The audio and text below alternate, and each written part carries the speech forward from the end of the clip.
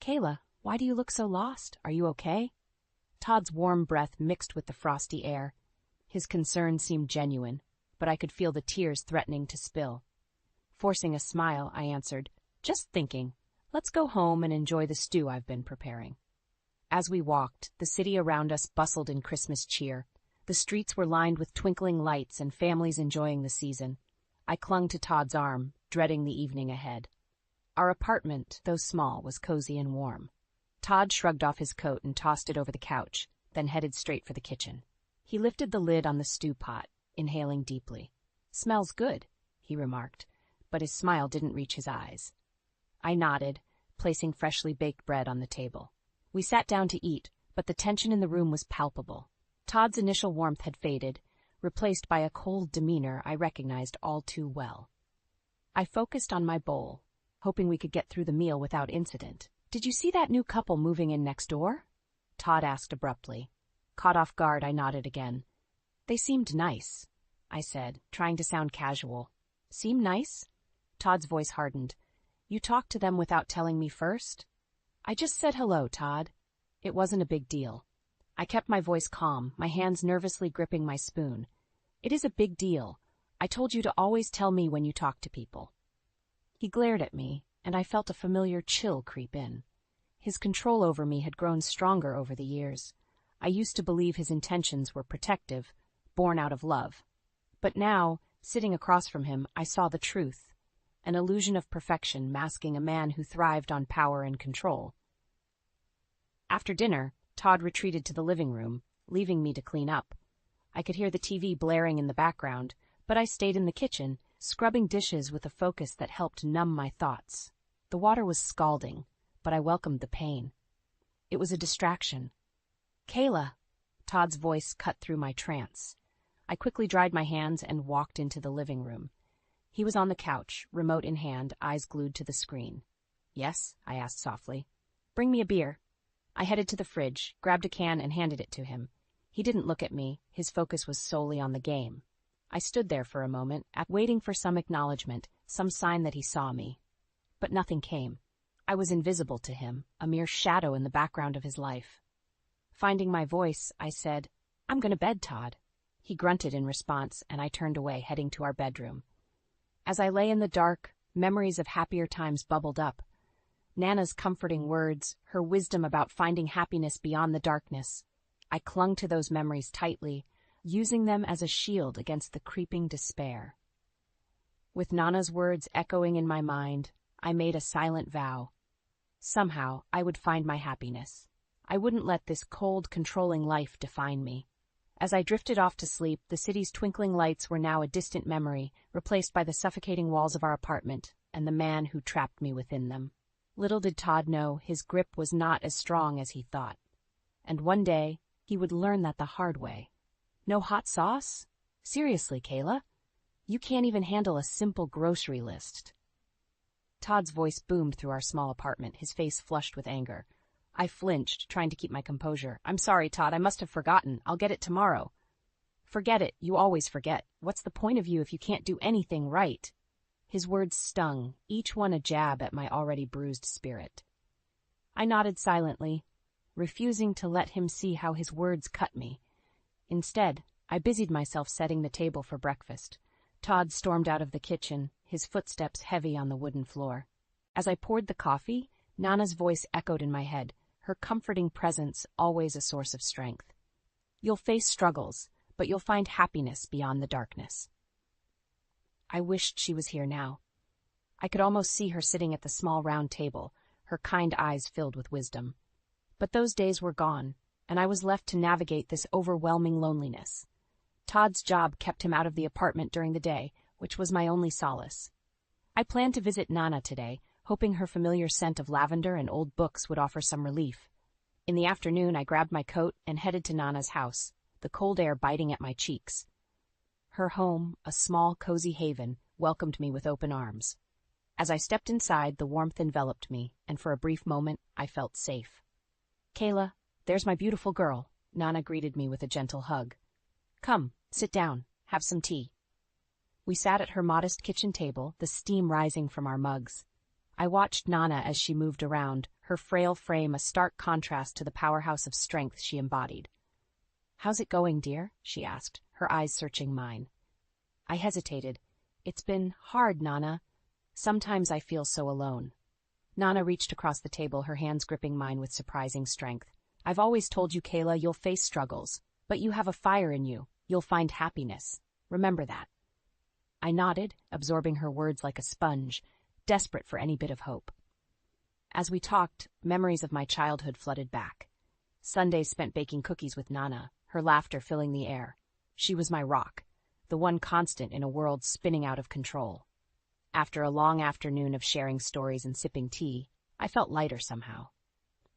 Nana's unwavering belief in me sparked a glimmer of hope. I hugged her tightly before leaving, her soft voice a whisper in my ear. "Stay strong, Kayla. Better days are coming." Back at the apartment, the coldness hit me as soon as I stepped inside. Todd was sprawled on the couch, a beer in his hand, eyes glued to the TV screen. "Where have you been?" he demanded without looking up. "Visited Nana," I replied, hanging my coat.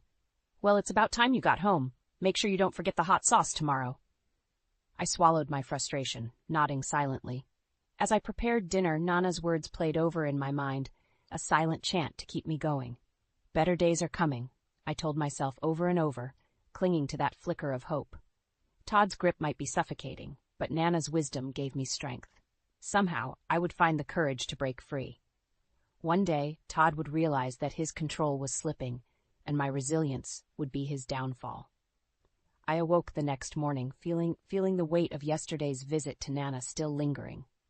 Her words cycled through my mind, giving me a faint sense of strength. But Todd's looming presence was a constant reminder of my reality. By midday, after completing my chores, I decided to head back to Nana's. Her home was my sanctuary, the only place where I felt any semblance of peace. I slipped out quietly, not wanting to wake Todd, who was sprawled on the couch, snoring lightly from last night's binge. Arriving at Nana's, I instantly felt calmer. She greeted me with her usual warmth, pulling me into a tight embrace. "You look tired, dear. Come and sit down," she said, leading me to the kitchen. We settled at the table, and she poured us both a cup of tea. The familiarity of her actions was comforting. "Nana, I've been thinking a lot about what you said," I admitted, tracing my finger along the edge of the cup, "about facing struggles and finding happiness." "Good," she replied, her eyes meeting mine with a knowing look. "Remember, Kayla, you'll find happiness beyond the darkness." I nodded, feeling the resolve build up inside me. "Thank you, Nana. I don't know what I'd do without you." "You'll find your way, Kayla, although the path might be hard." Feeling lighter, I left Nana's house and returned to our apartment. The weight of Todd's presence hit me immediately upon entering. He was awake now, sitting at the table with a scowl etched on his face. "What took you so long?" he demanded, his eyes narrowing. "I was visiting Nana again," I explained, setting my bag down. "You're always running off there. Maybe you should move in with her," he sneered. Ignoring his comment, I went to the kitchen to start dinner. The silence was thick, filled with unspoken tensions. I could feel Todd's eyes boring into my back as I prepared the meal. Later that evening, as we were eating, Todd's phone buzzed. He glanced at the screen and his demeanor shifted, a sly smirk appearing on his lips. Curiosity piqued, I watched as he typed something back, quickly and secretively. "You seem happy," I noted, unable to mask the bitterness in my voice. "I just got some good news from work," he replied nonchalantly, not looking up. After dinner, I cleaned up, my mind whirling with suspicions. Todd's secretive behavior had been growing, and my gut told me there was more to it than just work. As I lay in bed that night, Nana's words reverberated in my mind, offering a small but significant comfort. The path was undeniably hard, but I had to believe that happiness waited for me, somewhere beyond the turmoil. The next day, while Todd was at work, I decided to take a small step towards reclaiming my freedom. I visited a nearby real estate office, inquiring about small, affordable apartments. I didn't make any commitments, but gathering information was the first step towards my eventual escape. Returning home later that day, I felt a mixture of fear and empowerment. Todd was already back and met me with his usual chilly disposition. "Where have you been?" he snapped, his tone accusatory. "Just running errands," I replied casually, refusing to meet his gaze. His eyes scanned my face, searching for any hint of defiance. Finding none, he retreated to his usual spot on the couch. I busied myself with mundane tasks, my mind buzzing with the possibilities that stretched ahead. Nana's words continued to echo in my mind, a beacon guiding me through the darkness. I wasn't sure how or when, but I knew that one day I would break free. And Todd would see just how strong I could be. The day started out normal. I was grocery shopping, crossing items off the list, trying to keep my mind focused. But a strange weariness had settled over me. I ignored it, convincing myself it was just the stress of everything weighing me down. As I reached for a box of cereal, a dizzy spell hit me hard. My vision blurred, the sounds around me became distant. Before I could react, everything went dark. When I came to, I was in a hospital bed. The sterile smell filled my nostrils. A nurse noticed I was awake and rushed to my side. "You're at St. Mary's Hospital," she explained softly. "You fainted in the grocery store. We ran some tests." Confusion and fear churned within me. What tests? What did they find? The doctor walked in, carrying a clipboard. His expression was serious. "Mrs. Smith, I'm Dr. Martin. We need to discuss your results." My heart pounded. "What's wrong with me?" Dr. Martin took a deep breath. "Your blood work revealed an infection. It's an STD, Mrs. Smith, chlamydia." I stared at him, my world collapsing. "That's impossible. I've only been with my husband." Dr. Martin looked at me with a mix of pity and concern. "This type of infection typically spreads through sexual contact. It's important you inform your partner and seek treatment." Numbness washed over me as Dr. Martin continued talking, but his words became a distant echo. Todd. He had to be the source. I couldn't believe he betrayed me like this. Back at the apartment, Todd was sitting on the couch, half watching TV. I stormed in, my anger boiling over. "Todd, we need to talk," I said, my voice shaking. He barely glanced at me. "What now, Kayla?" I took a deep breath, my hands trembling. "I've never been with anyone else, Todd. Who did you give this to me from?" Todd's head snapped up, his face turning pale. "What are you talking about?"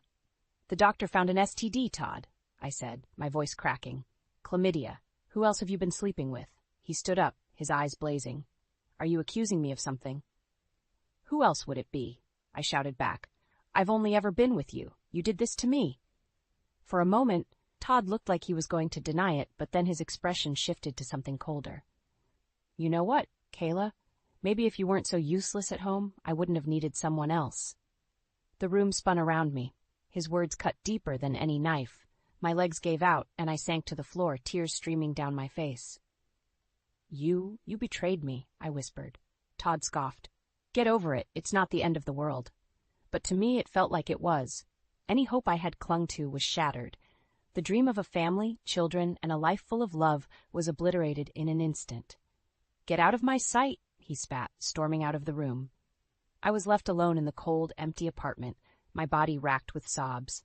Nana's voice echoed softly in my mind, offering a small, fragile comfort amidst the tumult.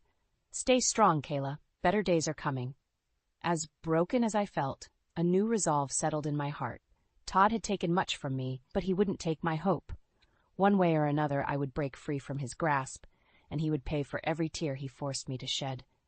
"I'll obey you, Todd, but remember, you asked for this," I whispered, my voice barely audible over the kettle whistling on the stove. Todd paid no attention to my words, lost in his phone, his face illuminated by the screen's blue light. He smirked and shrugged, barely looking up. "Good girl." Inside, I seethed with a mixture of rage and determination. His casual dismissal only fueled my drive. That night, as he slept peacefully, I quietly slipped out of bed and headed to the closet. I pulled down an old suitcase and began packing the essentials. I made sure to be quiet, each rustle of fabric sounding deafening in the silence of the night. The next few days, I tread carefully, making sure not to alert Todd to my plans. I stashed money away, small amounts here and there, enough to get me started once I left. I contacted a few friends I could trust, securing a place to crash temporarily. Every interaction with Todd became an act. My compliance was strategic. My silence was a weapon. It was all part of a plan he never saw coming. "Did you remember the groceries?" Todd asked one evening, not looking up from his dinner. "Yes, I picked everything up," I replied, handing him the receipt without a second thought. "Good," he muttered, his attention completely on the TV. His complacency disgusted me, but it also worked in my favor. That weekend, Todd had a work event he couldn't get out of. He left the apartment early, suited up and ready to impress. I watched from the window as his car pulled away. As soon as he was out of sight, I sprang into action. I pulled out the hidden suitcase from under the bed and added the final items. I grabbed the envelope of cash I had stashed behind a loose brick in the wall. Every move was made with precision, every step a part of my silent resolve. I had already secured a temporary place with my friend Jenny, who had been more than supportive when I confided in her. "You can stay as long as you need," she had assured me over the phone, her voice calm and steady. With everything packed, I took a final look around the apartment. This place had held so much promise once. Now it was just a cage, suffocating and cold. My eyes landed on a photo of Todd and me from happier times. I picked it up, feeling the weight of lost dreams in my hands. Then, with a deep breath, I set it down gently on the coffee table and walked out the door. As I locked the door behind me, I felt a strange mixture of fear and relief. Fear of the unknown and relief from the oppressive life I was leaving behind. I hurried to meet the cab waiting for me at the entrance of our building. As we sped away, I couldn't help but glance back one last time. The building shrank from view, and with it, the remnants of my life with Todd. Arriving at Jenny's place, she greeted me with a warm hug. "You're safe here," she reassured me. For the first time in what felt like forever, I allowed myself to believe her. As I settled into the guest room, Nana's words echoed in my mind. "Stay strong, Kayla. Better days are coming." As I lay down that night, I felt a spark of hope bloom amidst my exhaustion. Todd had underestimated me greatly. He might have broken my heart, but my spirit was far from defeated. The real journey was just beginning, and this time I would be the one in control. "Why didn't you tell me about the STD, Todd? Who else are you sleeping with?" My voice cut through the quiet room like a knife as Todd entered our old childhood home, now vacant, except for the memories that clung to the walls.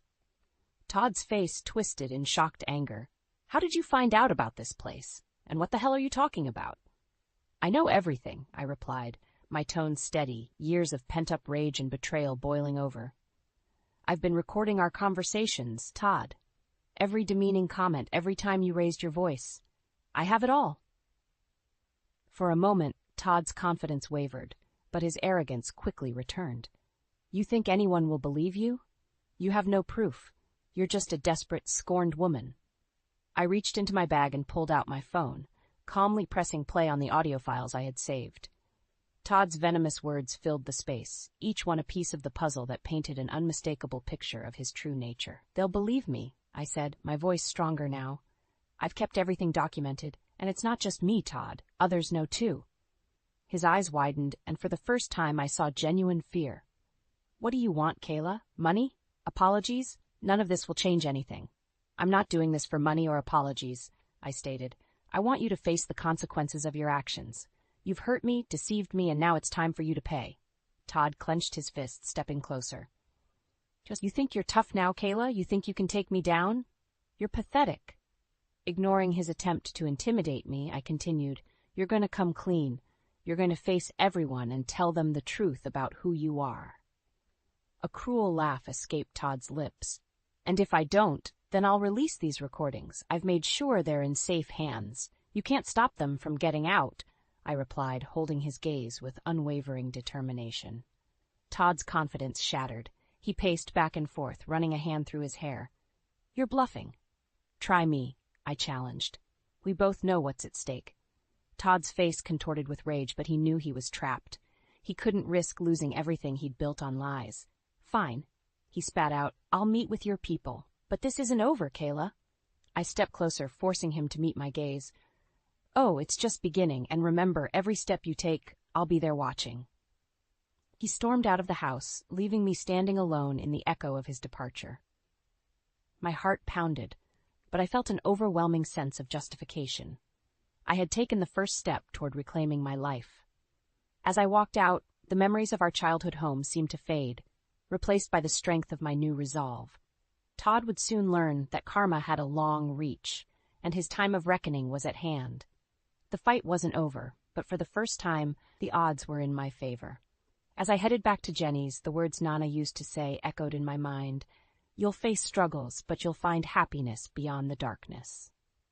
I was ready to face whatever came next, knowing the power of my own resilience. Todd's control over me was at its end, and the real battle was about to begin. "Your lies are finally catching up to you, Todd." "They know everything," I said with cold satisfaction, watching him squirm in the center of his office meeting room. Todd's mask of confidence cracked entirely in that moment. His eyes darted around the room, filled with his colleagues and his boss, Mr. Jenkins. They all wore expressions of shock and disbelief as the recordings of his verbal abuse played from the speakers. "What is this?" Mr. Jenkins demanded, his face turning red with anger. "This is not the man we thought we knew." Todd stumbled over his words, attempting to regain control. "This is private. This doesn't concern my work. Kayla, you have no right." I cut him off sharply. "You acted one way at home, Todd, but you can't hide anymore. Everyone sees the real you now." Sarah, one of Todd's close colleagues, stood up, her voice trembling with anger. "How could you, Todd? We trusted you. We thought you were one of us, but you've been living a lie." Todd's eyes narrowed, his attempts to gather sympathy faltering. "Sarah, you don't understand. This is all her doing. She's trying to ruin me." Mr. Jenkins raised a hand to silence Todd. "I think we've heard enough from you, Todd. Your behavior is absolutely unacceptable." "Kayla, thank you for bringing this to our attention." I nodded, my eyes never leaving Todd. "I'm not doing this out of spite. This is for everyone Todd has hurt, who might hurt in the future. This is about the truth." Todd's bravado faltered entirely. He turned to Mr. Jenkins, desperation creeping into his voice. "Please, I can explain. This isn't what it looks like." Mr. Jenkins shook his head. "It looks exactly like what it is, Todd. You're suspended, effective immediately. We will review this thoroughly, but expect a termination, and legal charges might follow." The colleagues murmured in agreement, their trust in Todd completely shattered. Todd looked around the room, realizing that he had lost his allies, his grip on power slipping entirely. I took a step forward, my voice calm but firm. "It didn't have to come to this, Todd. But you chose to deceive and manipulate. Actions have consequences." His eyes met mine, filled with a mix of anger and desperation. "This isn't over, Kayla." A small, cold smile tugged at my lips. "Oh, it is, and it's only fitting." I walked out of the meeting room, feeling their eyes on me, but more importantly, feeling a weight lift off my shoulders. Todd's reign of terror was crumbling, and justice was on the horizon. As I exited the building, the fresh air hit my face, and I took a deep, liberating breath. My phone buzzed, a message from Jenny. "How did it go?" I replied simply, "It's done."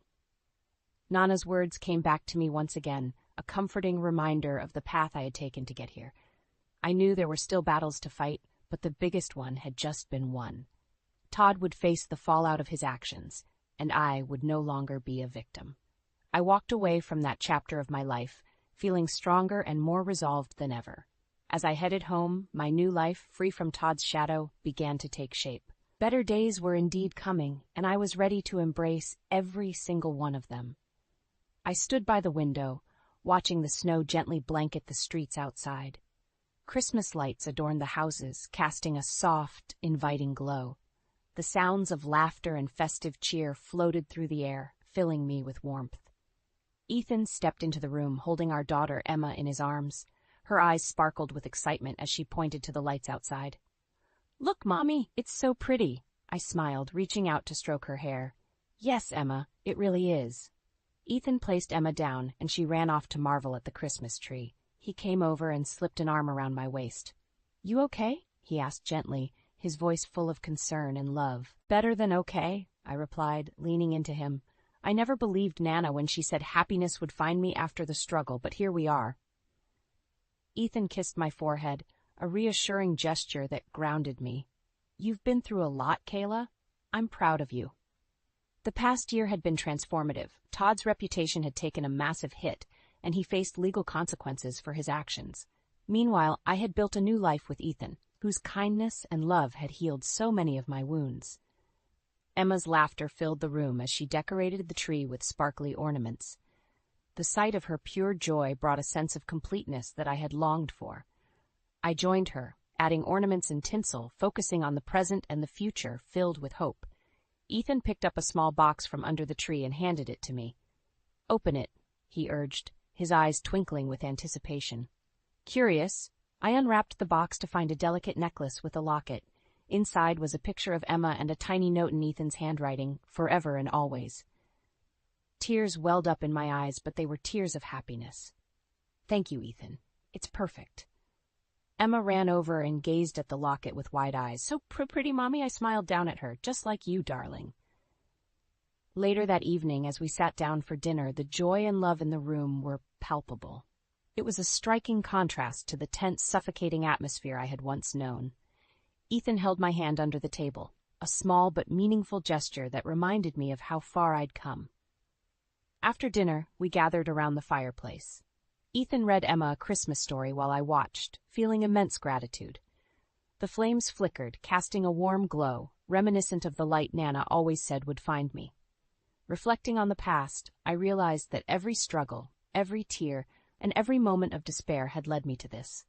Nana's words had come to life in ways I couldn't have imagined back then. Happiness didn't just find me.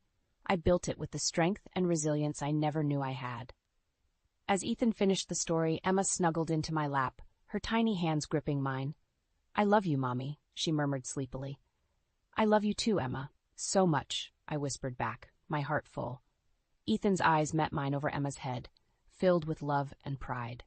In his gaze, I saw the future, a future built on love, trust, and the promise of better days. Nana's prediction had come true. Beyond the darkness, I had found not just happiness, but a peace I had thought was lost forever. And with Ethan and Emma by my side, I knew we could overcome anything life threw our way. The new dawn was here, bringing with it all the joy, love, and laughter I had once feared impossible. The journey had been long and painful, but in the end, it was completely worth it. With Ethan and Emma, I was ready to embrace every beautiful moment life had to offer.